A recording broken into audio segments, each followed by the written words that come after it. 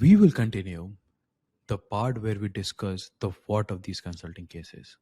Till now, we have covered the basics about what are these consulting cases. They are nothing but just the pseudo version of a real life cases. Now, in this part, we will discuss what does these consulting cases tells you about your job. Do you know that the impact of these consulting cases is not just limited to being used as an interview tool? These consulting cases can also be used by you to test, do you exactly want to join consulting? Do you enjoy the end to end process of problem solving? Do you get that adrenaline rush when you solve these things? And this is what actually helped me to get into strategy. The part where I started enjoying solving cases. Even the interview process was very smooth because I actually loved it. And this will set the right path for you to detect, do you actually want to do it? Would you be able to do it about 50 hours per week? Would you be able to continue it in a very fast paced environment, working with very smart people, maybe for your entire life? There are a lot of exit opportunities in consulting, but you need to understand that the industry is very fierce. And these cases set the stage for the fierceness you would experience as a life of a consultant. And that is why it is my best advice to use these consulting cases to actually gauge, do you want to get into consulting? And how exactly you can do that is what I'm going to cover in this section. As you know, that the cases are structured in such a way that the interview lasts for about 45 minutes. In this 45 minutes, you would be presented with a business scenario, you would be asked to solve a problem, and you would be using your creative and analytical power to come up with a solution. I hope you know this thing by now because this will help you to decide, do you want to get into consulting? The very first thing which you might need to evaluate it, do you like the pace of consulting, or do you like these pace of the cases they are going with? Trust me if I'm saying this. The real life cases, the scenario would be way too broad, but the proportionate is almost similar. In this 45-minute, you are actually getting the real pace you would experience as a life of a consultant.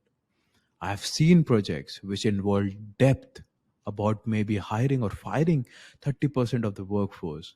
Those projects just have a very crunch timeline of about 20 days and just three people working on that project. Now you can imagine the intensity of the impact that particular case have. At the same time, the crunch timeline and the short resources working on that.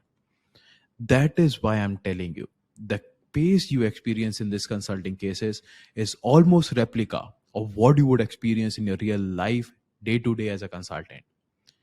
Next thing, which you might like to explore from these consulting cases is, do you have the right passion for continuous rigorous analytical thinking?